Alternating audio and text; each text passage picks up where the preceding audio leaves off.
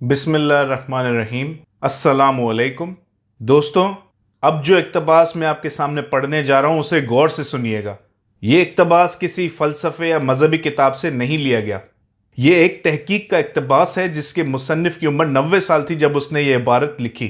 مصنف اب 93 سال کے ہیں اور 30 سے زائد کتب تحریر کر چکے ہیں۔ اقتصادیات میں ہارورڈ سے BA کر چکے ہیں، کولمبیا یونیورسٹی سے MA اور PhD شکاگو یونیورسٹی سے۔ امریکہ کی مختلف اعلیٰ معیار کی یونیورسٹیوں میں پڑھا چکے ہیں اور اب ایک تھنک ٹینک کے سینئر فیلو ہیں۔ اب آتے ہیں اقتباس کی طرف۔ غور سے سنیے یہ الفاظ کیا سمجھا رہے ہیں آپ کو۔ جملہ شروع۔ ایک لحاظ سے زندگی ایک ریلے کی دوڑ ہے اور ہم میں سے ہر ایک کو ایسے وقت اور جگہ پر لاٹھی ملتی ہے جس پر ہمارا کوئی اختیار نہیں ہوتا۔ ہمارے والدین، ہماری پیدائشی ترتیب، ہمارا ملک اور ارد گرد کا ثقافتی ماحول ہمارے لیے پہلے سے طے کر دیا گیا ہوتا ہے۔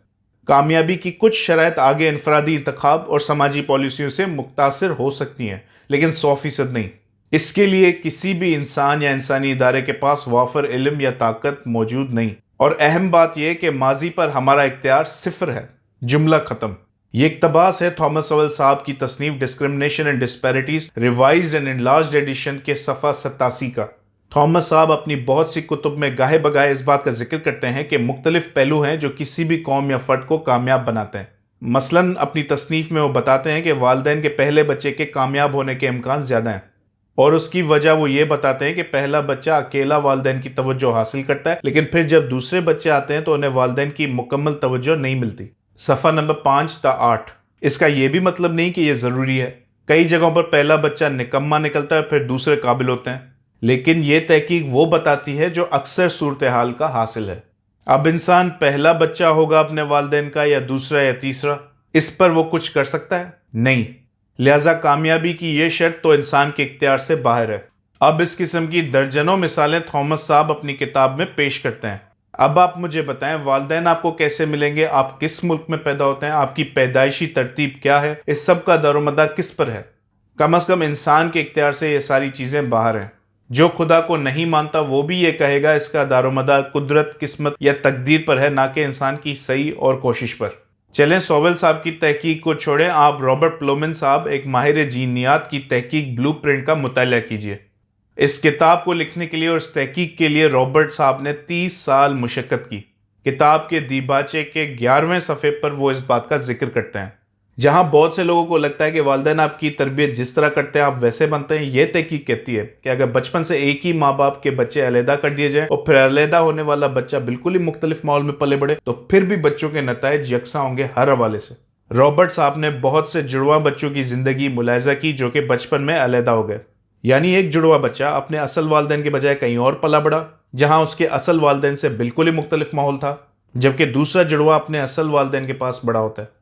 اب ہمیں لگے گا کہ ماحول مختلف ہے تو نتائج بھی مختلف ہوں گے، لیکن رابرٹ صاحب کی کئی دہائیوں پر محیط یہ تحقیق کچھ اور بتاتی ہے ہمیں۔ رابرٹ صاحب لکھتے ہیں کہ اس تحقیق سے یہ حیران کن نتیجہ نکلتا ہے کہ ہم اپنے والدین اور بھائی بہنوں کی طرح ہی ہوں گے، خواہ ہمیں پیدائش کے بعد گود لیا گیا ہو اور مختلف خاندانوں میں پالا گیا ہو۔ صفحہ 73۔ پھر رابرٹ صاحب مختلف پہلو بیان کرتے ہیں جو گود لیے گئے افراد اور ان کے اصل بھائی بہنوں اور والدین کے درمیان زیادہ تر یکساں ہوتے ہیں۔ بے شک ماحول گود لیے گئے بچے کا بالکل ہی اپنے اصل والدین اور بھائی بہنوں سے مختلف ہو، جیسے کہ وزن۔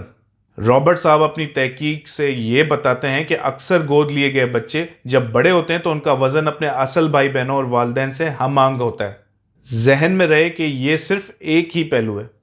اسی طرح دا مارشمیلو ٹیسٹ کی مثال لے لیجئے۔ اس مشق میں چھوٹے بچے کو ایک کمرے میں بٹھا دیا جاتا ہے جہاں کچھ بھی نہیں ہوتا ماں سوائے ایک کرسی، میز اور مارشمیلو کے۔ بچے سے کہا جاتا ہے کہ دیکھو ایک مارشمیلو ہے، ہم تمہیں کمرے میں اکیلا چھوڑ کر جاتے ہیں، ہم 20 منٹ بعد واپس لوٹیں گے۔ اگر تم نے صبر کا مظاہرہ کیا اور اس مارشمیلو کو نہ کھایا تو تمہیں ہم انعام کے طور پر دوسرا مارشمیلو دیں گے، لیکن اگر تم نے اسی مارشمیلو کو کھا لیا تو بس تمہیں یہی ملے گا۔ اب چھوٹے بچے کے سامنے میٹھی کھانے کی چیز رکھیں گے اور اسے کہیں گے کہ 20 منٹ صبر کرو، اور وہ بھی اکیلے ایک ایسے کمرے میں جہاں کچھ بھی نہیں، تو ظاہر ہے بہت کم اس صبر کا مظاہرہ کریں گے۔ لیکن حیران کن بات یہ ہے کہ جب اس مشق کے بعد کئی سالوں بعد ان بچوں کے نتائج ملاحظہ کیے جاتے ہیں تو وہ بچے جنہوں نے صبر کا مظاہرہ کیا، ایک مارشمیلو کو جلدی نہ کھا کر 2 مارشمیلو جیتے، وہ اپنی زندگی میں کامیاب نکلتے ہیں، جبکہ جو بچے صبر کا مظاہرہ نہیں کرتے وہ آگے ناکام ہوتے ہیں۔ اور یہاں کامیابی سے مراد صرف اچھی نوکری یا دولت نہیں، بلکہ اس سے مراد ہے صحیح وزن، اچھی تعلیم، روزگار اور قائم و دائم شادی وغیرہ وغیرہ۔ اب یہاں آ کر بہت سے لوگوں کے دل میں یہ سوال پیدا ہوتا ہے، آخر ایسا کیوں؟ اللہ نے کچھ کو افضل کر دیا اور کچھ کو ابتر، کسی کو اچھی جینز دے دی، کسی کو پیدائشی ترتیب میں پہلے رکھا، کسی کو بچپن میں اتنا صبر دیا جس سے وہ آگے کامیاب ہوتا ہے۔ تو پھر ان لوگوں کا کیا گناہ جو اچھے جینز کے مالک نہیں، جو بعد میں پیدا ہوئے اپنے بھائی بہنوں کے، جو بچپن میں صبر نہیں رکھتے؟